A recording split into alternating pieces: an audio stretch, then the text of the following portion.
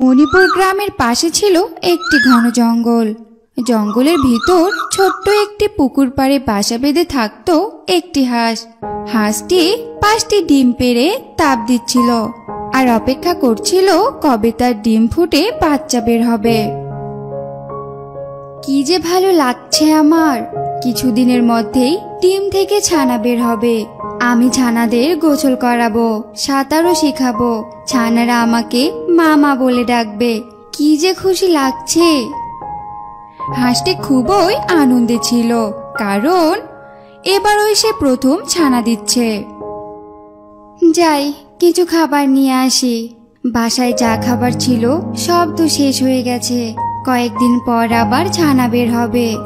এখনই কিছু খাবার জমা করে রাখতে হবে। এই বলে হাঁস গেল খাবার খুঁজতে। সে জঙ্গলে বাস করত একটি দুষ্টু শিয়াল। শিয়াল চালাকি করে অন্য পশু পাখিদের ছানা ধরে ধরে খেত। শিয়াল হাঁটছিল আর একা একাই কথা বলতে বলতে পুকুর পাড়ে আসছিল। পেট যে খোদায় চোচো করছে, কয়েকদিন থেকে কোনো শিকার পাচ্ছি না। যাই, ওই পুকুর থেকে একটু পানি খেয়ে খিদেটা আপাতত থামাই। এইসব বলতে বলতে শিয়াল পুকুর পাড়ে চলে আসলো এবং তার চোখ পড়ল হাঁসের বাসার দিকে। সে হাঁসের ডিমগুলোকে দেখতে পেল এবং বলল, আরে বাহ, এ তো দেখছি মেঘনা চাইতেই বৃষ্টি। যাই, ডিমগুলো খেয়ে পেট পুজো করে আসি। এই বলে শিয়াল হাঁসের বাসার কাছে গেল এবং ডিমগুলো খেয়ে বলল,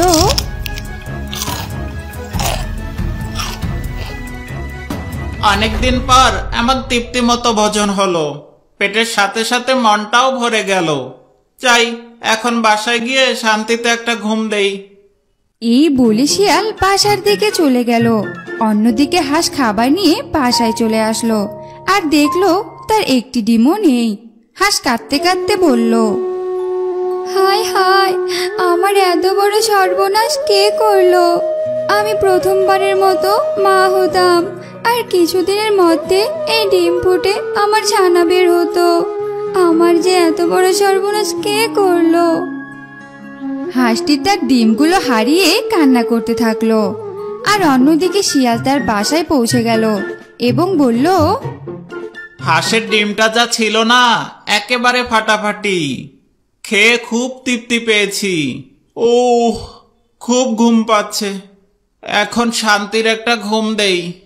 এই বলে শিয়াল ঘুমিয়ে পড়ল। এরপর বেশ কিছুদিন কেটে যায়। হাঁস এবার 6টি ডিম পেড়েছে, কিন্তু এইবার হাঁস বাসা বেঁধেছে পুকুরের মধ্যখানে, যাতে কেউ তার ডিম চুরি করতে না পারে। অন্যদিকে ওই দুষ্টু শিয়াল তার গুহার সামনে দাঁড়িয়ে দাঁড়িয়ে ভাবছিল আজ কোন দিকে খাবার খুঁজতে যাবে। তখন শিয়ালটি বলল, অনেকদিন হলো পাখির মাংস খাই না। যাই, আজ একটা পাখি শিকার করে খেয়ে আসি। এসব বলতে বলতে শিয়ালের সেই হাঁসের ডিম খাওয়ার কথা মনে পড়ে যায়। তখন সে বলে, না, আজ পাখি থাক। আজ বরং ওই হাঁসের বাসার দিকেই যাই। অনেকদিন তো হলো, মনে হচ্ছে হাঁস আবারও ডিম পেড়েছে। যাই, আজ ওর বাসার দিকেই যাই, ডিমগুলো খেয়ে আসি। হা হা হা। এই বলে শিয়াল হাঁটতে হাঁটতে সেই পুকুরের কাছে গেল এবং দেখলো হাঁসটি এইবার পুকুরের মাঝখানে বাসা বেঁধেছে। দুষ্টু শিয়াল মনে মনে ভাবলো, একই দেখছি, হাঁসটা দেখছি অনেক চালাক হয়ে গেছে। আমি এখন ওর ডিম কি করে খাবো? না, একটা উপায় বের করতেই হবে। এসব ভাবতে ভাবতে শিয়াল পুকুরের চারপাশে পায়চারি করছিল। হাঁসটি দেখলো পাঁচে শিয়ালটি পায়চারি করতেছে। তখন হাঁসটি মনে মনে বলে, কি ব্যাপার, এই পাজি শিয়ালটি এভাবে ঘোরাঘুরি করছে কেন? মতলব কি এই পাজি শিয়ালের? যাই তো, কাছে গিয়ে দেখি। এই বলে হাঁসটি পুকুরের কিনারায় গেল আর শিয়ালকে বলল, এই যে শিয়াল মামা, কাউকে খুঁজছো নাকি? তখন থেকে দেখছি শুধু ঘুরোঘুরি করছো। কাউকে খুঁজছি না ভাগ্নে, এমনি ভালো লাগছে না, তাই হাঁটাহাঁটি করছিলাম। তা ভাগ্নে, তুমি পুকুরের মাঝখানে বাসা বাঁধছো কেন? তুমি ডাঙ্গায় বাসা করতে ভাগ্নে, আমি নিজে তোমার বাসা পাহারা দিয়ে রাখতাম। বাসাটা কি সাদে পুকুরের মাঝে করেছে মামা? এর আগে পুকুরের পাড়ে বাসা বেঁধেছিলাম, 5টি ডিমও পেড়েছিলাম। বাচ্চা বের হবার আগে কে যেন ডিমগুলো চুরি করে নিয়ে গেছে, তাই এবার পুকুরের মাঝে বাসা বেঁধেছি, যাতে কেউ আমার ডিমগুলো চুরি করতে না পারে। শিয়াল মনে মনে ভাবে, আমি যে ওর ডিমগুলো চুরি করে খেয়েছিলাম, মনে হয় এই বোকা হাঁস সেটা বুঝতে পারেনি। আচ্ছা মামা, তুমি থাকো তাহলে, আমি যাই কিছু খাবার সংগ্রহ করে আসি। এই বলে হাঁস গেল খাবারের খোঁজে, আর এদিকে শিয়াল ভাবতে থাকে যে কি করে এই ডিমগুলো খাওয়া যায়। তখন সে একটি ব্যাঙকে দেখতে পেল এবং ব্যাঙকে ডাকলো। এই যে ব্যাঙ বোন, একটু এদিকে আসো না। শিয়ালের ডাক শুনে ব্যাঙটি শিয়ালের কাছে আসে। তখন শিয়াল ব্যাঙকে বলে, ব্যাঙ বোন, আমার একটা উপকার করবে? কি উপকার করতে হবে শিয়াল ভাই? ব্যাঙ বোন, ওই যে পুকুরের মাঝে একটি বাসা দেখতে পাচ্ছ না, ওটা হাঁসের বাসা, আর ওর বাসায় কিছু ডিম আছে। হাঁস আমাকে এই মুহূর্তে বলে গেল আমি যাতে ওর ডিমগুলো দেখে রাখি। তুমি একটু বাসাটা এদিকে এনে দিতে পারবে? আমি গুনে দেখতাম ওর ডিমগুলো ঠিক আছে কিনা। আচ্ছা শিয়াল ভাই, আমি এখনই এনে দিচ্ছি। এই বলে ব্যাঙ বাসাটির কাছে গেল আর বাসা টেনে শিয়ালের কাছে এনে দিল। আর দুষ্টু শিয়াল হাঁসের ডিমগুলো এক পলকেই খেয়ে ফেললো। ব্যাঙ কিছু বুঝতেই পারল না। ডিমগুলো খেয়ে শিয়াল বলল, বেটা হাঁস, আমার সাথে চালাকি? আমি হলাম শিয়াল পণ্ডিত, আমার চোখে ধুলা দেওয়া এত সহজ? বোকা হাঁস, এবার এসে কান্না কর, হা হা হা। এই বলে শিয়াল সেখান থেকে চলে গেল। আর অন্যদিকে হাঁস খাবার নিয়ে সেখানে চলে আসলো। সে দেখলো বাসাটি পুকুরের ধারে ভিড়ানো। হাঁস বাসার কাছে গেল এবং দেখলো বাসায় একটি ডিমও নেই। তখন সে কান্না করতে লাগলো, বারবার কে আমার এত বড় সর্বনাশ করছে? আমার ডিমগুলোই বা কে চুরি করছে? আর আমার বাসা এখানেই বা আসলো কি করে? তখন পাশে থাকা ব্যাঙটি বলে উঠল, সরি হাঁস বোন, আমি আসলে বুঝতে পারিনি। দুষ্টু শিয়াল আমাকে অনেক অনুরোধ করে বলল বাসাটা পুকুরের ধারে আনার জন্য, তাই আমি বাসাটা এখানে নিয়ে এসেছি। তুমি আমাকে মাফ করে দাও হাঁস বোন। এরপর হাঁস কাঁদতে কাঁদতে বলে, আমি ওই ব্যাঙটি শিয়ালকে কিছুতেই ছাড়বো না, আমি ওকে উচিত শিক্ষা দেবই দেব। এরপর হাঁস পুকুরের মাঝে বাসা বাঁধে আর তার বাসা থেকে পুকুর পার পর্যন্ত লতা পাতা দিয়ে এমন করে রাখে কেউ বুঝতেই পারবে না যে এখানে পানি আছে। এরপর অনেক দিন কেটে যায়। হাঁস আবারও 6টি ডিম পাড়ে এবং তাতে তাপ দিতে থাকে। অন্যদিকে শিয়াল আবার ভাবে, আহ যাই, বোকা হাঁস মনে হয় আবারও ডিম দিয়েছে, যাই ডিমগুলো খেয়ে আসি, আর দেখি যদি পারি হাঁসটিকেও খাবো, অনেকদিন হলো মাংস খাই না। এই বলে শিয়াল সেই পুকুর পাড়ে আসলো আর দেখলো হাঁস এইবার পুকুরের ওপরে বাসা বেঁধেছে। তখন সে বলল, আরে তাজ্জব ব্যাপার, এবার দেখি বোকা হাঁস পুকুরের পাড়েই ডিম দিয়েছে, আমাকে আর কষ্ট করতে হবে না, যাই যাই তাড়াতাড়ি গিয়ে ডিমগুলো খাই। এই বলে শিয়াল লতা পাতার উপর দিয়ে হাঁসের বাসার দিকে যাচ্ছিল। শিয়ালের ওজনের কারণে কিছু দূর যাওয়ার পর লতা পাতা দুদিকে সরে গিয়ে শিয়াল পানিতে ডুবে গেল। তখন শিয়াল কাঁদতে কাঁদতে বলল, ওরে বাবা রে, আমি ডুবে গেলাম রে, আমি আর হাঁসের ডিম চুরি করব না রে। হাঁস বোন, আমাকে বাঁচাও বাঁচাও, আমি আর তোমার ডিম কোনোদিন চুরি করব না, বাঁচাও আমাকে বাঁচাও। তোকে কেউ বাঁচাবে না, তুই আমার অনেক ক্ষতি করেছিস, এবার ডুবে মর পানিতে, হা হা হা। শিয়াল আস্তে আস্তে পুকুরের পানিতে ডুবে গেল এবং সেখানেই মারা গেল। তো বন্ধুরা, আমরা এই গল্প থেকে বুঝতে পারলাম কেউ যদি অন্যের ক্ষতি করে একদিন না একদিন তার ফল পাবেই। ওই যে দেখো, ওর পুরো শরীরে দাগ, দেখেছো? অনেক সুন্দর না? হ্যাঁ, তুমি যেমনটা বলেছিলে বাঘ তো দেখছে তার থেকে আরো অনেক বেশি সুন্দর। শোন শিয়াল ভাগ্নি, এখন আর দৌড়াদৌড়ি ছোটাছুটি করে শিকার ধরা যাবে না। এখন বুদ্ধি করে কৌশলে শিকার ধরতে হবে। তুই এক কাজ করবি, জঙ্গলের পশু পাখিদের সাথে বন্ধুত্ব করে আমাকে দেখানোর নাম করে আমার কাছে নিয়ে আসবি। তারপরে আমি ওদেরকে মেরে ফেলবো। এরপর দুই মামা ভাগ্নে মিলে মজা করে খাবো, বুঝেছিস? বাহ মামা, তুমি তো দেখছি দারুণ বুদ্ধি দিয়েছো। তোমার বুদ্ধি মোতাবেক কাজ করলে আমাদের আর কষ্ট করে শিকার ধরতে হবে না। আমি এক্ষুনি যাচ্ছি কাউকে বোকা বানিয়ে তোমার কাছে নিয়ে আসার জন্য। এই বলে শিয়াল জঙ্গলে বেরিয়ে পড়লো আর খুঁজতে থাকলো কাকে বোকা বানানো যায়।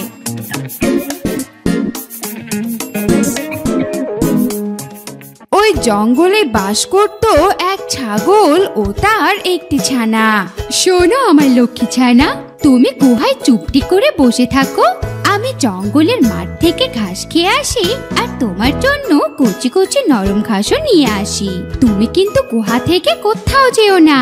আচ্ছা ঠিক আছে মা, আমি কোথাও যাব না, তুমি যাও, আমি গুহাতেই থাকবো আর তোমার জন্য অপেক্ষা করব। এরপর ছাগলটি ঘাস খাওয়ার জন্য জঙ্গলের মাঠে চলে গেল।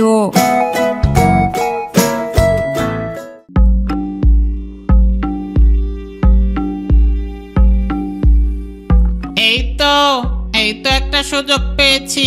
ছাগল ছানাটাকে রেখে তো ওর মা ঘাস আনতে জঙ্গলে চলে গেল। যাই ছাগল ছানাটার সাথে বন্ধুত্ব করি। ওকে বন্ধু বানিয়ে যে করেই হোক বাঘ মামার কাছে নিয়ে যেতেই হবে। ছাগল ছানা গুহায় আছো? জলদি বেরিয়ে এসো, দেখে যাও কে এসেছে। কে কে আমায় ডাকছে? আরে দেখেই যাও না কে এসেছে তোমার সাথে দেখা করার জন্য। আমি তোমার বন্ধু। আসো জলদি করে বাইরে চলে আসো, তোমার কোনো ভয় নেই। কি বললে? আমার বন্ধু? তাহলে তো আমার বন্ধুকে দেখতেই হচ্ছে। তাহলে তুমি আমার বন্ধু? বলো বন্ধু, কি জন্য আমার কাছে এসেছো? আরে তুমি তো দেখছি অনেক বোকা, সাথে অনেক ভীতুও। বন্ধুরা কেন আসে তুমি জানো না? এক বন্ধু তো আরেক বন্ধুকে সাথে করে ঘুরতে নিয়ে যেতে চায়। আমিও এসেছি তোমাকে ঘুরতে নিয়ে যাব বলে। তুমি কি আমার সাথে ঘুরতে যাবে? কি বলো, বন্ধুরা ঘুরতে নিয়ে যায়? কিন্তু মা তো বললো আমাকে কোথাও না যেতে। আরে ধুর, কি বলছো এসব? তোমার মা তো তোমাকে বলেছে একা একা কোথাও না যেতে, কিন্তু বন্ধুর সাথে তো যেতে না করেনি। শোনো, তুমি আমার সাথে ঘুরতে চলো। আমার সাথে থাকলে তোমার কোনো অসুবিধা হবে না। আমি তোমাকে গাছ থেকে পেড়ে অনেক মজার মজার পাকা পাকা ফল খাওয়াবো। কি বললে? তুমি আমাকে মজার ফল পেড়ে খাওয়াবে? তাহলে তো যেতেই হচ্ছে। জানো, আমি না কখনো ফল খাইনি। কি বললে? তুমি কখনো ফল খাওনি? ঠিকই তো, বন্ধুর সাথে ঘুরতে না গেলে ফল খাবে কোত্থেকে? তোমার মা তোমার জন্য তো প্রতিদিন ঘাস নিয়ে আসে, ফল তো আর নিয়ে আসে না। চলো আমার সাথে চলো, আজকে আমি তোমাকে ফল খাওয়াবো। একবার ফল খেলেই বুঝতে পারবে ফল খেতে কত সুস্বাদু।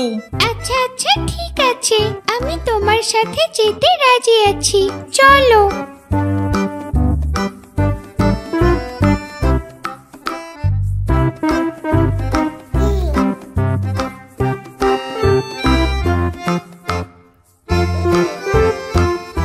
ওই যে একটা গাছ দেখতে পাচ্ছ, ওই গাছটাতে লাল লাল পাকা পাকা ফল ধরে আছে।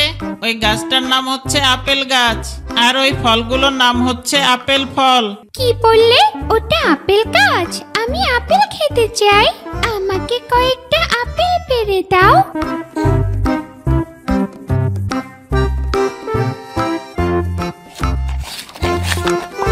বাহ, আপেলগুলো তো ভারী সুস্বাদু। মা তো প্রতিদিন আমার জন্য ঘাস নিয়ে আসে, কিন্তু ঘাস খেতে অত সুস্বাদু লাগে না, আপেল খেতেই বেশি ভালো লাগে। আমি এখন প্রতিদিন তোমার সাথে এসে আপেল খাবো, তুমি কি আমাকে প্রতিদিন এখানে আপেল খাওয়াতে নিয়ে আসবে? আরে কি বলছো কি তুমি? তোমাকে কেন নিয়ে আসবো না?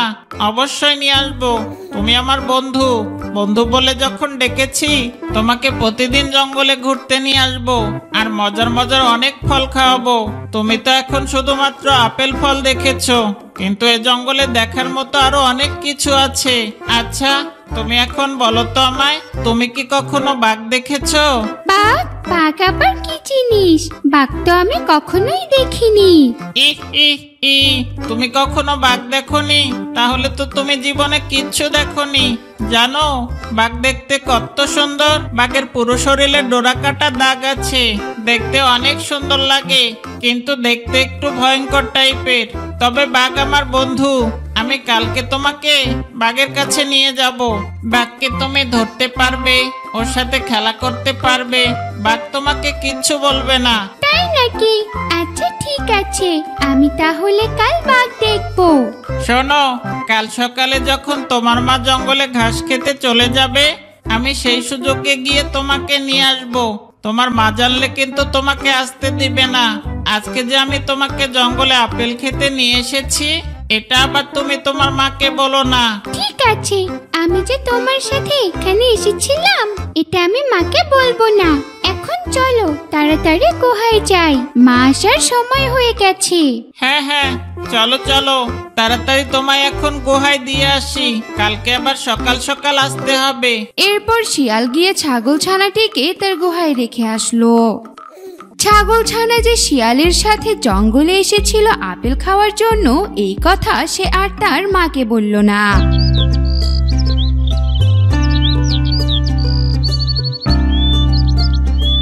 ছানা তুমি থাকো, আমি জঙ্গলে গেলাম ঘাস খেতে, কোথাও যেও না কিন্তু, গুহাতেই থেকো। ঠিক আছে মা, তুমি নিশ্চিন্তে যাও, আমি কোথাও যাব না। এরপর মা ছাগলটি ঘাস খাওয়ার জন্য জঙ্গলের মাঠে চলে গেল। মা তো চলে গেল, কিন্তু শিয়াল বন্ধু এখনো আসছে না কেন? আজকে তো আমাকে বাঘের কাছে নিয়ে যাওয়ার কথা। হ্যাঁ হ্যাঁ বন্ধু, এই তো চলে এসেছি। আসো আসো, তাড়াতাড়ি আসো, তাড়াতাড়ি যেতে হবে আমাদের, অনেক দূরের রাস্তা। হ্যাঁ হ্যাঁ, আমি রেডি আছি, চলো। এরপর দুষ্ট পাজি শিয়াল ছাগল ছানাটিকে নিয়ে চলল বাঘের কাছে।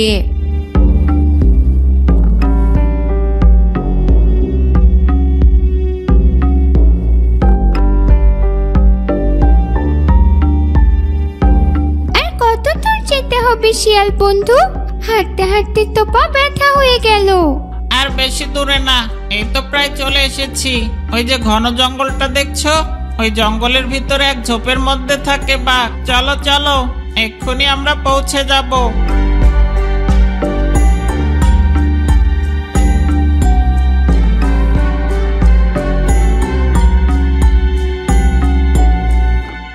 হাঁটতে হাঁটতে শিয়াল আর ছাগল ছানা বাঘের কাছে পৌঁছে গেল।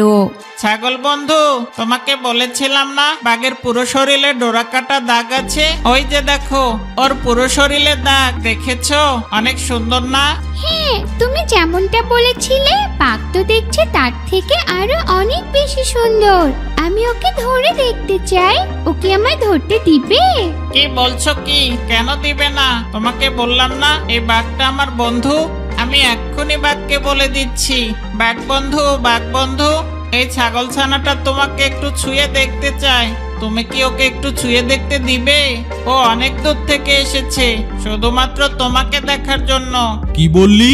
অনেক দূর থেকে শুধু আমাকে দেখার জন্য এসেছে? তাহলে কেন আমি ওকে ছুঁয়ে দেখতে দিব না? তাড়াতাড়ি নিয়ে আয়, ওর যত ইচ্ছে তত আমাকে ছুঁয়ে দেখুক, আমি কিচ্ছু বলবো না।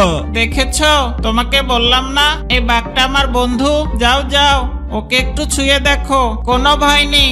এই বলে যেই না ছাগল ছানা বাঘটিকে ধরতে যাবে, অমনি বাঘ খপ করে ধরে ছাগল ছানাটিকে মেরে ফেললো। হা হা হা, দারুণ একটা বুদ্ধি করে তুই ওই ছাগল ছানাটাকে আমার কাছে নিয়ে এসেছিস। আমি তোর উপর খুব খুশি হয়েছি। এখন থেকে এভাবেই আমাদের শিকার ধরে খেতে হবে। চল চল, এখন ছাগল ছানাটিকে দুজনে মিলে মজা করে খাই। হা হা হা হা হা। For more updates, Subscribe to our channel. Click the show links and enjoy watching the videos.